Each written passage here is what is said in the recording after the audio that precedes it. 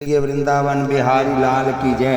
द्रौपदी ने कहा, मेरे प्यारे भाई घनश्याम, कह तो दिया, पानी पानी हो गया ठाकर। अपवित्र शरीर में ठाकुर साड़ी बनकर लिपट गए। तुम एक बार हृदय के पट खोलकर ईश्वर को अपना मान कर तो देखो।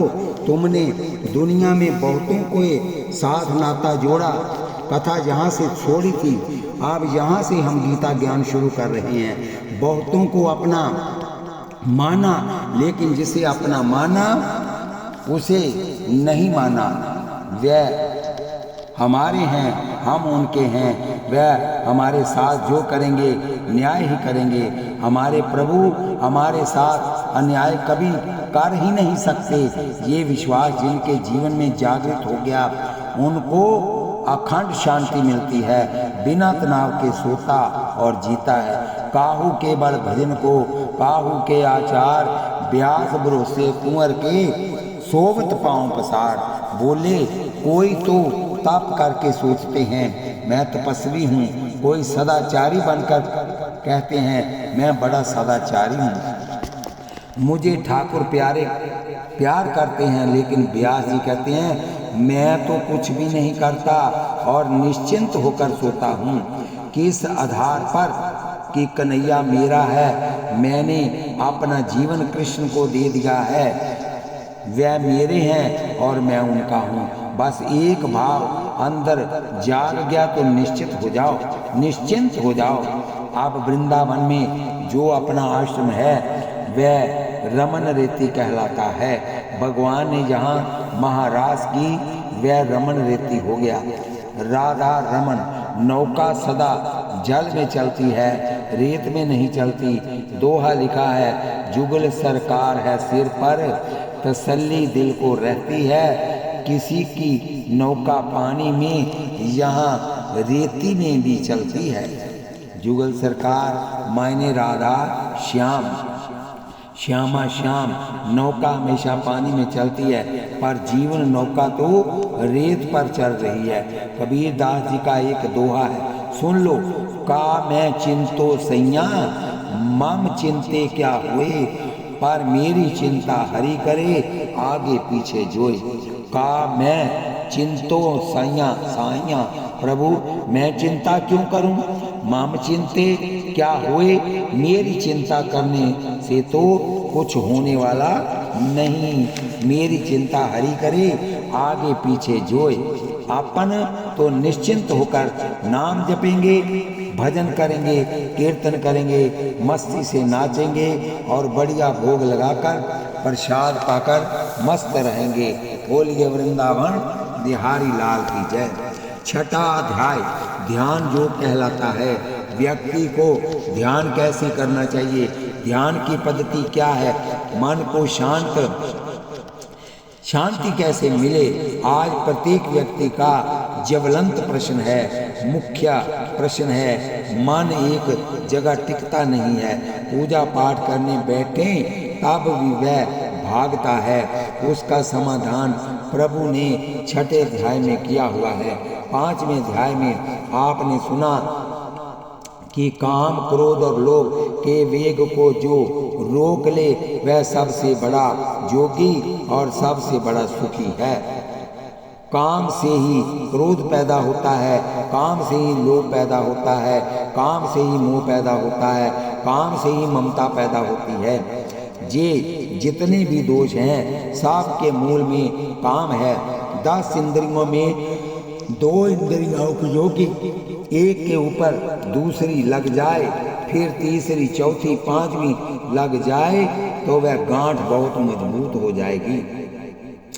जाड़ और चेतना की एक गांठ थी, मन में वासना के कारण दूसरी गांठ पति की पत्नी के साथ और पत्नी की पति के साथ लग गई। अब गांठ मजबूत हो गई और साल के बाद बिल्टी छुड़ानी पड़ी।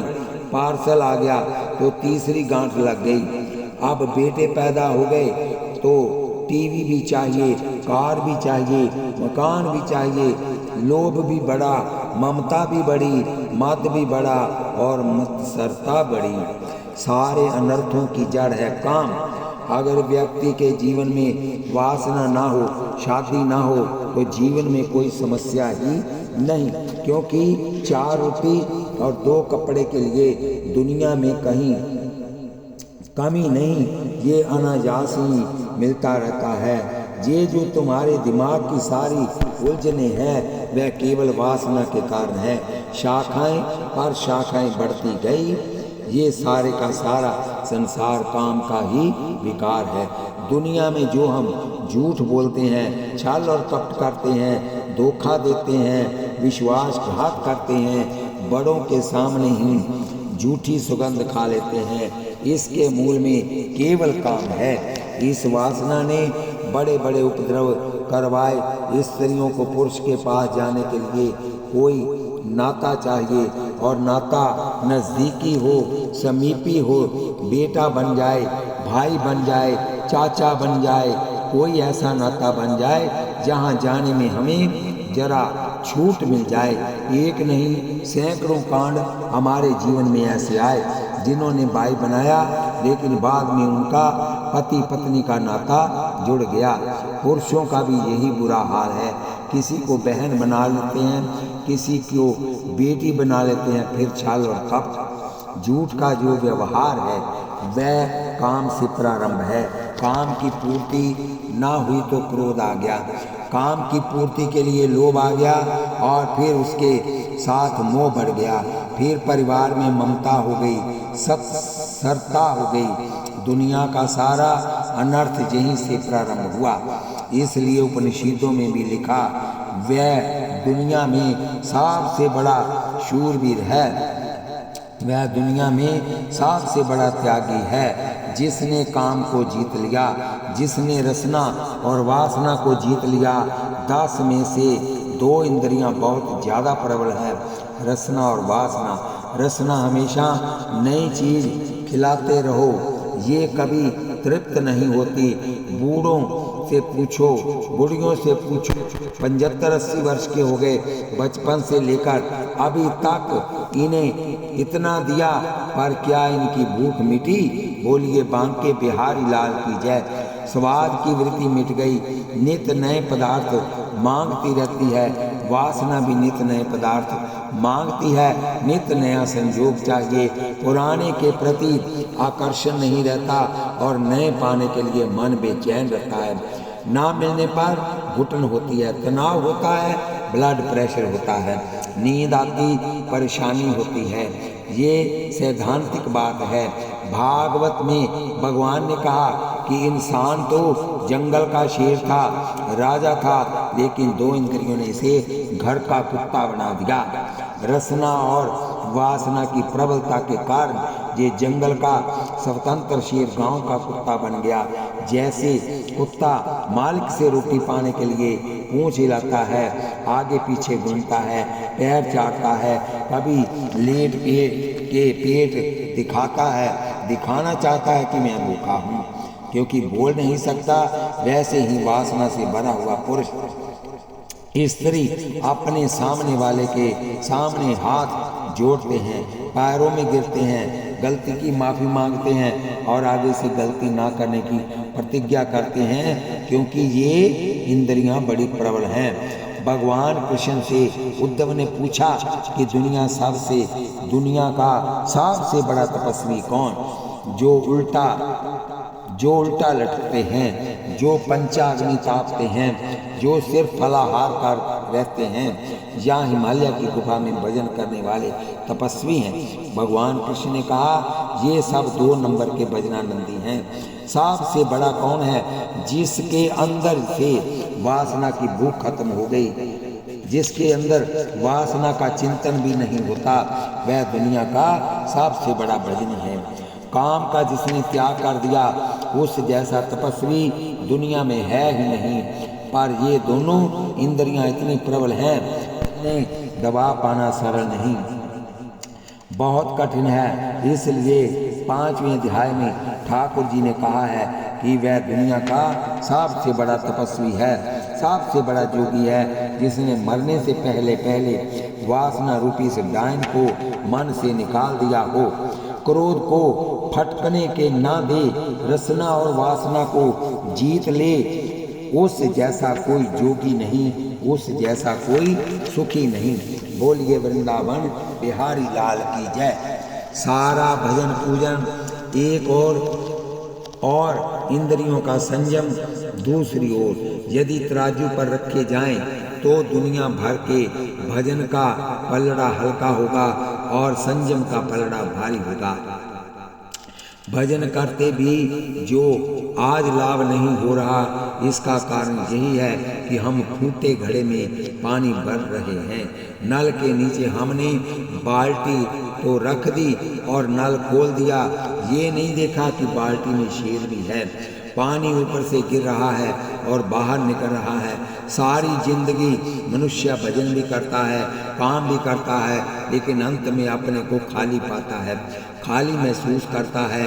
उसको ये नहीं लगता कि उसके अंदर कुछ आ गया, वह अब आराम से मरेगा, या मुझे कुछ नहीं चाहिए, या मैंने बहुत कुछ कर दिया। ऐसा नहीं होता। बस अंदर से खाली खाली। भोग ना मिले, भोग ना भी मिले तो भी अंदर से भोगों का चिंतन होता रहता है। मनु जी ने लिखा है कि 8 प्रकार का मैथुन होता है। काम संबंधी संगीत कानों से सुना, काम से संबंधित चर्चा मुख से करा, किसी सुंदर को गौर से देखना, किसी सुंदर पुरुष या सुंदर स्त्री का संस्पर्श करना, स्त्री और पुरुष का एकांत में बैठकर चर्चा करना, अपने प्रियतम को पाने का मन में संकल्प करना और शारीरिक संबंध होना, ये सब का सब मैथुन होता है। मैथुन का त्याग तब होगा जब 8 प्रकार दिमाग से निकल जाएं। ना ही वैसे गीत सुने, ना ही वैसी चर्चा सुने, ना ही एकांत में बैठे, ना ही मन में संकल्प आए और ना ही संबंध हो, तब जाकर पूर्ण ब्रह्मचार्य होगा। रसना और वासना को स्वाद नहीं देना, केवल पेट भरने के लिए कुछ डाल देना, चाहे रोटी बाजरे की मिल जाए, चाहे रोटी चने की मिल जाए। जो बाजरा खा रहे हैं, जो ज्वार खाकर भी जी रहे हैं, वे जी रहे हैं या मर गए, उनके शरीर हमसे ज़्यादा हष्ट हैं। एसी कमरे में से निकलकर हम दूसरे कमरे में जा रहे थे, बीच में थोड़ा लान था, ऐसे लगा जैसे बिल्कुल आग लगी है। और देखा उसी जून के महीने में मजदूर खड़े वहाँ सारा दिन धूप में काम कर रहे हैं। पेट भरना अलग चीज़ है और स्वाद लेना अलग चीज़ है। संतों ने हमेशा पेट भरने की बात सोची है और भोगियों ने हमेशा स्वाद लेने की बात सोची है। कबीर जी का दोहा है, भूख तुम्हारी चूड़ी करे भजन में भांग, या को टुकड़ा डाल दो और भजन करो निश्चिंत। पेट भरना है तो आज भीषण महंगाई में भी 5 रुपए में पेट भर सकते हैं। पेट भरने में ज़्यादा खर्च नहीं है, इसको स्वाद देने में ही ज़्यादा खर्च है। कान ढकने में ज़्यादा खर्च नहीं है, कान ढकने में ज़्यादा खर्च नहीं है, इनके श्रृंगार में ज़्यादा खर्च है। वासना जब इसका चिंतन करते हो तो बढ़ती है। यहाँ कथा में बैठे हो, यहाँ पता चला वासना कहाँ है। बढ़िया गीत सुने, बढ़िया नृत्य देखे, वहीं तुम्हारी वासना जाग उठेगी। ये तो कुसंग से जागती है और सत्संग से घट जाती है। इसलिए ज़्यादा सत्संग करो, अच्छे ग्रंथों का स्वाध्याय करो, सादा पूजन करो, उससे तुम्हारी वासना भी दबेगी और रसना भी।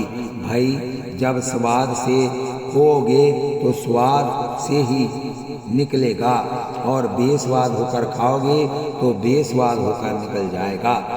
जो ज़्यादा स्वाद से खाते हैं उन्हें ही भोग सताते हैं। जहाँ स्वाद नहीं रहता वहाँ परेशानी नहीं रह जाती। काम क्रोध और लोभ के वेग को जिसने रोक लिया वह सबसे बड़ा जोगी और सबसे ज़्यादा सुखी है। उसके दिल में धड़कन हो ही नहीं सकती, उसके दिमाग में कभी तनाव हो ही नहीं सकता, अनिद्रा का वह शिकार कभी हो ही नहीं सकता। मज़े से खाएगा, ठाठ से सोएगा और शरीर उसका स्वस्थ रहेगा।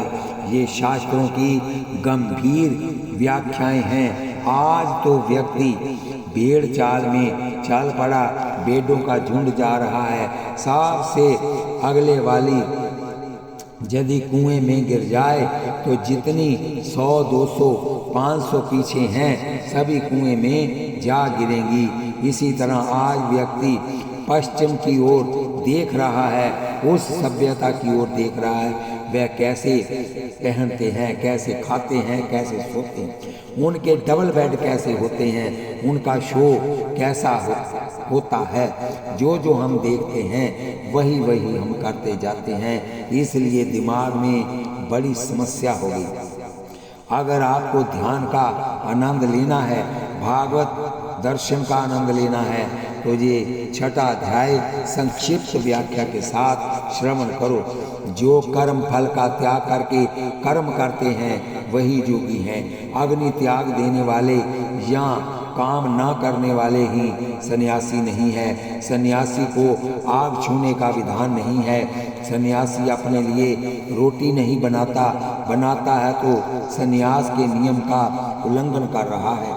वह तो भिक्षा भर निर्भर होता है। समाज ने रोटी दे दी तो खा ली, फल मिल गए तो खा लिए। अपने लिए रोटी बनाने के लिए आग नहीं जला सकता। आग त्याग देने वाला ही सन्यासी नहीं है। जिसको सन्यासी ऐसा कहा गया है, संकल्पों का त्याग न करने वाला व्यक्ति कभी सन्यासी नहीं कहलाता। कुरुक्षेत्र के मैदान में धर्म भूमि में गीता सुनाई गई है। ये कुरुक्षेत्र भी की भूमि धर्म की भूमि है। यहाँ तो लोग अनुमात्र पाप करने से डरते थे। तीर्थ में जो बोओगे कई गुना होकर पैदा होगा, कई गुना मिलेगा, उसको कोई रोक नहीं सकता। पंजाबी समाज में पेहवा को बहुत मानते हैं। किसी की अकाल मृत्यु हो जाए तो बोले पिंड दान दे दो और वह तर जाएगा। यत्र विराजी सरस्वती पूर्व वाहिनी सरस्वती, यहाँ तक इसकी सीमा है, वहाँ तक धर्म भूमि है। और कृष्ण धर्म भूमि में खड़े होकर व्याख्यान दे रहे हैं। उन्हें कोई स्वार्थ नहीं था। भगवान कृष्ण को कोई गद्दी नहीं चाहिए थी। वो कोई प्रधानमंत्री या राष्ट्रपति बनना नहीं चाहते थे। वह बहुत बड़े हैं लेकिन अपने भक्त के लिए बहुत छोटे बन जाते हैं। ध्यान से सुनिए कथा को। किसी संत ने लिखा है कि जो रथ पहले बनते थे उनका पिछला हिस्सा ऊंचा होता हाथ और अगला हिस्सा नीचा होता था, क्योंकि दोनों बराबर होंगे तो पीछे बैठने वाले को आगे शत्रु दिखेगा। कैसे? इसलिए पिछला हिस्सा ऊंचा और अगला हिस्सा नीचा। जब कार चलाते हैं तो एक्सेलरेटर, ब्रेक और क्लच पैरों में रखते हैं। अर्जुन युद्ध करता है। भगवान कृष्ण अर्जुन के सारथी हैं। सारथी को इशारा करना है कि दाएं मुड़ना है। अगर बोलकर इशारा करेगा तो शत्रु सुन लेगा। सिर हिलाकर इशारा करोगे तो शत्रु समझ लेगा, क्योंकि ड्राइवर आगे बैठा है। इसलिए केवल पैर के अंगूठे से इशारा होता था और वह अंगूठे ड्राइवर के कपोल में गंडस्थल में लगे रहते थे। और 18 दिन तक भगवान के गंडस्थल में अर्जुन के पैर लगे रहे। दाहिने रथ मोड़ना है तो दाहिना अंगूठा दबाकर सिर थोड़ा सा आगे की ओर और पीछे करना हो तो सिर पीछे की ओर करके दिशाएं बताई जाती थी। 18 दिन के बाद लोगों ने देखा कि ठाकुर के यहाँ काले काले मोटे मोटे निशान बन गए थे। प्रभु ये क्या है? बोले उसका प्रसाद है। महाभारत के युद्ध के बाद पांडवों ने भगवान से कहा कि भगवान विजय आपने दिलाई, इसलिए राजा आप बने।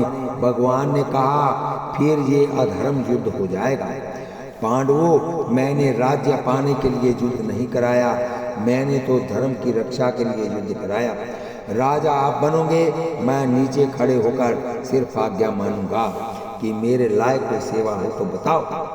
वह भगवान श्री कृष्ण अर्जुन से धर्म भूमि में कहते हैं, अर्जुन दो रास्ते हैं भगवान को पाने के लिए, संन्यास योग और कर्म योग। जिसका मन, जिसकी बुद्धि, जिसकी इंद्रियां अभी संसार में फंसी हुई हैं, भोग चाहती हैं, उन्हें कर्म योग का अवलंबन लेना चाहिए।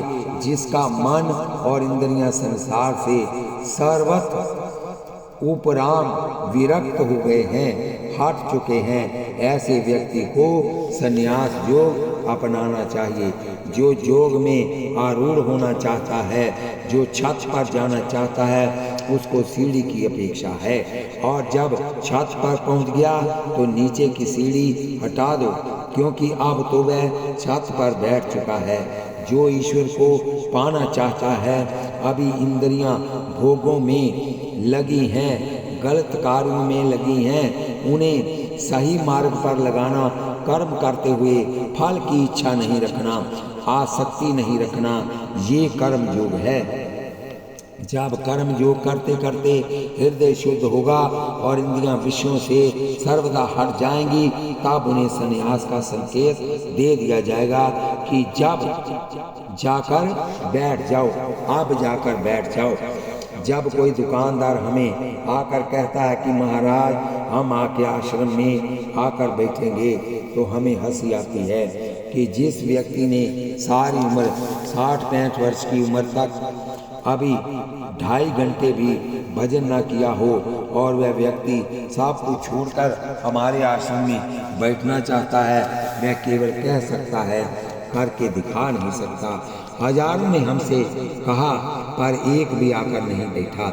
गरुड़ पुराण में कहा है कि 4 जगह व्यक्ति को वैराग्य होता है, और वैराग्य यदि बना रहे तो श्री कृष्ण भगवान का दर्शन तुरंत हो जाए। माता के गर्भ में जब उल्टे हुए हो और खून के अंदर कीड़े काट रहे हैं और शरीर झिल्ली से बंधा पड़ा है, तब भगवान उसे ज्ञान देते हैं कि लाखों बार उसने माँ के गर्भ में दुख उठाया है। तो वह कहता है कि हे परमात्मा, मुझे एक बार यहाँ से निकाल दो, तेरा इतना भजन करूँगा, इतना भजन करूँगा कि मुझको यहाँ दोबारा ना आना पड़े। मैं प्रतिज्ञा करता हूँ, यहाँ उसको पहला वैराग्य होता है। यदि मुझे इस काल कोठरी से निकाल दो प्रभु, तो मैं उसका निरंतर चिंतन करूँगा, कोई गलत काम नहीं करूँगा ठाकुर, ताकि मुझे दोबारा नरक में और माँ के गर्भ में ना आना पड़े। हार्ट अटैक हो गया और डॉक्टरों ने कहा बाईपास सर्जरी करवानी पड़ेगी। तब प्रार्थना करता है, परमात्मा सर्जरी मेरी सफल बना दे, और जो बचा हुआ जीवन है वह तेरे अर्पण करूँगा। कैंसर हो गया तो कहते हो, हे परमात्मा बचा लो, फिर तेरा भजन करूँगा। और यहाँ ठीक हुआ, फिर खुराफात शुरू करेगा, दुकान में जाकर पहले से ज़्यादा बेईमानी करेगा। जब हम किसी मुर्दे को लेकर शमशान जाते हैं, लाखों करोड़ों कमाए, पत्नी बच्चे बिलख रहे हैं और खिला हुआ फूल टूट गया, शमशान लेकर जाया जा रहा है, कौन साथ जा रहा है? कोई भी नहीं। तो 7-8 मन लकड़ी में उसकी सुंदर लाश रखी है और आग लगाई। जो साथ गए हैं वह गमगीन हैं, वहाँ कोई हंसता नहीं, वहाँ कोई बात नहीं करता। अरे वह दुनिया क्या है, क्या उम्र थी बेचारे की, कितनी कुछ कमाया, कितना परिश्रम करता था, और पुत्र मकान और दुकान, और देखो बेचारा अकेला जा रहा है, कोई साथ नहीं। अब तो हम भजन ही करेंगे, ये दुनिया झूठी है, बेकार है, ये कुछ नहीं है। चौथी जगह कौन सी है? बोले जब कथा प्रारंभ होती है और हम ध्यान से सुनते हैं तो अंदर एक भाव पैदा होता है कि बस महाराज अब तो आपके साथ ही वृंदावन चलेंगे। अच्छा आप चलिए, और हम कल सुबह आ रहे हैं। तब हमको हंसी आती है जब वह कहते हैं कि कल हम पहुंच जाएंगे। कल तो कभी आता ही नहीं, आज ही आता है। कथा सुनने वालों का भाव यदि स्थिर बना रहे, शमशान जाने वालों का भाव स्थिर बना रहे, रोग से पीड़ित लोगों का भाव यदि स्थिर बना रहे, शमशान जाने वालों का भाव स्थिर बना रहे, रोग से पीड़ित लोगों का भाव स्थिर बना रहे और गर्भ के बच्चे का भाव यदि स्थिर बना रहे तो परमात्मा का साक्षात्कार किसे नहीं होगा, निश्चित ही हो जाएगा।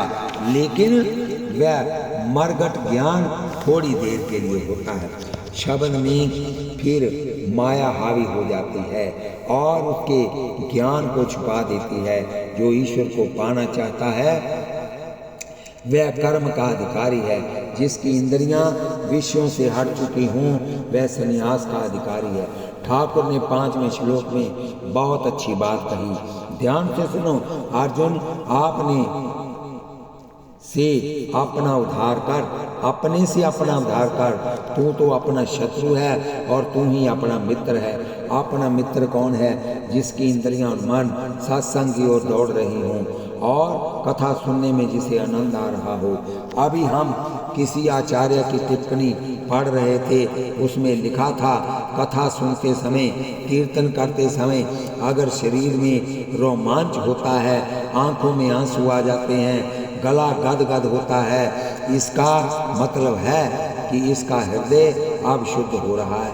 कथा सुनने में आनंद बहुत आता है। हे भगवान, हमें बार बार कथा सुनने को मिले, बार बार संकीर्तन मिले, पूजा पाठ हम करते रहें तो ये हृदय शुद्धि का संकेत है।